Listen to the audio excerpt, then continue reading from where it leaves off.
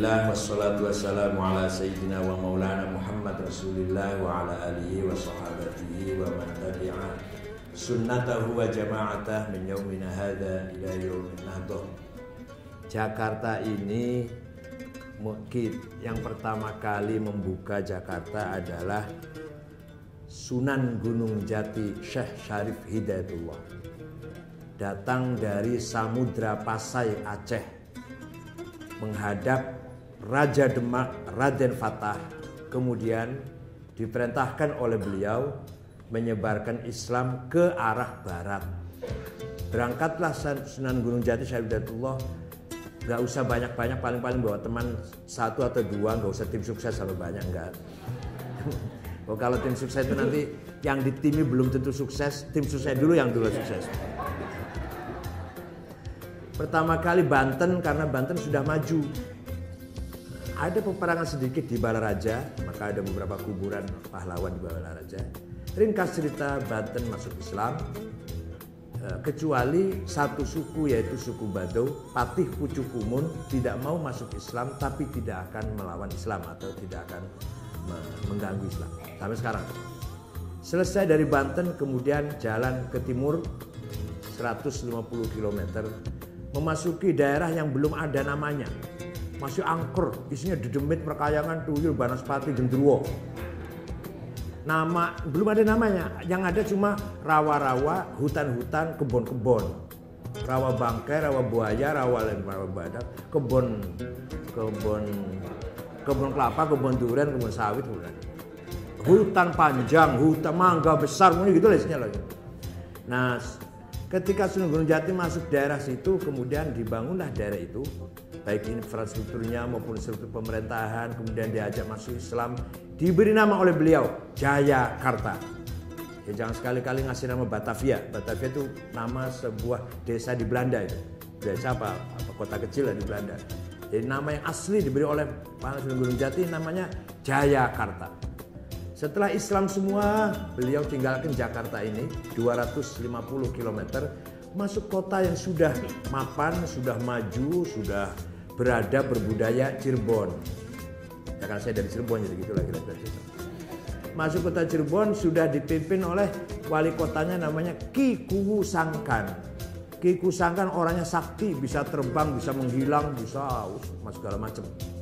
Begitu Sunan Gunung Jati masuk Cirebon, belum ketemu, belum pernah kenalan, ilmunya Ki Kuwu Sangkan Bupati Cirebon hancur ilmunya lebur ilmunya, kalah, macet ilmunya macet. Mau terbang nggak bisa, mau menghilang gagal. Mau kalau malam itu pakai baju Antakusuma, bajunya Raja Siliwangi, Prabu siapa itu Siliwangi itu? Kuncaningrat yang kalau dipakai bajunya bisa jadi macan kelihatannya, gagal. Ini pasti ada orang asing masuk mengganggu ilmu saya. Cari, perintah pada tentaranya, pada Satpol PP-nya gitu. Ketemu, bawa ke pendopo. Kamu orang pinter ya, ganggu ilmu saya. Sekarang coba tebak, anak saya lagi hamil. Laki apa perempuan? Anaknya keluar dari kamar tuh, perutnya besar. Kata Sunan Gunung Jati, laki-laki, perempuan. Goblok kamu, keluar sana pergi. Ini anak saya nggak hamil nggak apa, cuma saya kasih bantal aja biar jebak kamu. Ya sudah, saya Hidayatullah pergi, anaknya masuk ke kamar mau melepas bantal, hamil betulan. Dan melahirkan anak perempuan betul. Percaya silahkan, nggak apa-apa. Ini namanya sejarah tapi campur legenda ya, campur mitos. Yang jelas. Seluruh Jawa bagian barat, bukan Jawa Barat sekarang, Jawa bagian barat yang diinjak kaki oleh Sunan Gunung, oleh kakinya Sunan Gunung, Islam semua.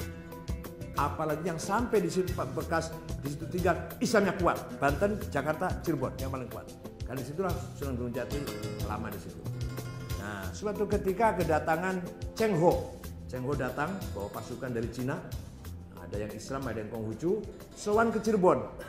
Kalau ke Cirebon rupanya ada yang cantik yang dibawa itu. Namanya Ontin. Nah, dinikah oleh Sunan Gunung Jati. Yang Islam silakan tinggal di Gunung Jati, bukit kecil Gunung Jati. Yang Konghucu tinggal di Gunung Talang. Cirebon agak selatan, selatannya pabrik BAT rokok itu. Nah, Kemudian dinikah, lahirlah keturunan yang orangnya kuning-kuning, maka jadilah Kabupaten Kuningan. Itu yang dari istri Cina. Walhasil semua Jawa bagian barat masuk Islam semua hanya karena adu ilmu. Adunya ilmu ini, bukan adu segala macam apa pakai bom, tapi pakainya ilmu. Semua doa-doanya Sunan Prabu Siliwangi dimacetkan, kecuali ditambahi Bismillahirrahmanirrahim. Baru efektif lagi. Itu artinya apa? Masuk Islam dulu. Misalkan ada doa kalau mau dipanggil gubernur, mau dimarahin, baca ini supaya gubernur nggak marah. Bismillahirrahmanirrahim. Gajah warak macan galak anak-anak lambeku teka wedi teka gemeter sekabe wongkang sengit maringku teka ulas teka sekabe wongkang krungu omongku la ilaha illallah Muhammad.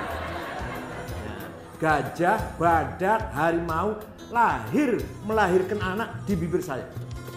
Anak-anak yang lambeku melahirkan anaknya di bibir saya. Siapa yang benci saya jadi lemah, siapa yang dengar suara saya jadi sayang. Wah, itu kalau dibaca 7 kali gejok bumi, yang tadinya marah malah sayang. Dan banyak lagi. Tapi bismillah. Kalau tidak bismillah macet. Itu artinya masuk Islam. Dan itu cara masuk Islamnya gitu caranya. Bukan musyrik, bid'ah. Doa itu harus maksur. Kalau nggak maksur bid'ah. Ini Sunan Gunung Jati ngerti persis tahunya metode dakwah. Ngerti persis metode dakwah. Metode dakwah itu ada fiqhul ahkam, ada fiqhul dakwah, ada fiqhul hikmah. Fiqhul hakam keras, haram, halal, wajib, makruh. Itu fikih hukum. Saya pun kalau ditanya fikih keras juga jawabnya. Pakai emas itu haram. Kalau laki-laki pakai emas haram. Nggak bisa selain itu. Selain itu saya nggak punya jawaban itu. Jadi saya sendiri kadang pakai cincin emas. Nggak campur. Tapi kalau ditanya pakai cincin emas laki boleh nggak? Nggak boleh. Hukum. Tapi al-fiqhud da'wah. Marketing apa? Bagaimana metode memasarkan ide atau memasarkan bisnis. Yang terakhir fiqhul hikmah. Nah, dengan hikmah itu wisdom. Diem aja orang udah takut. Senyum aja orang udah tak ikut semua. Itu fiqhul hikmah yang dipakai kayak wali-wali dulu. Nah, itulah cara dakwahnya mereka. Jadi tidak dengan kekerasan, tidak dengan mencaci maki. Ada orang sesajen di pojok naruh nasi sekepel ya. Ditanya oleh kiai, ngapain itu sesajen kiai? Untuk apa? Ngusir roh jahat. Kata kiai, kalau supaya ngusir roh jahat cepat lari roh jahatnya, kambing satu. Kamu kan kaya, bikin 50 piring, bikin nurut 50 piring. Setelah jadi tanya, ini mau taruh di mana kiai? Taruh di pojok mana 50 piring ini? Bukan taruh di pojok. Tetangga, teman, terutama fakir miskin diundang baca doa supaya selamat. Maka namanya selamatan, bukan sesajen. Itu cara dakwanya orang dulu kayak gitu. Orang Islam yang tadinya Hindu melihat sapi disembelih masih sakit rasanya karena sapi itu hadratul muqaddas itu. Sunan Kudus yaitu Syekh Ja'far Shadiq Ibn Utsman Al-Hamadani melarang orang Kudus potong sapi korban. Padahal korban itu yang ada di Quran onta, sapi, kambing. Tapi kalau Sunan Kudus kerbau. Nggak ada di Qurannya itu. Sampai sekarang di Kudus soto kerbau.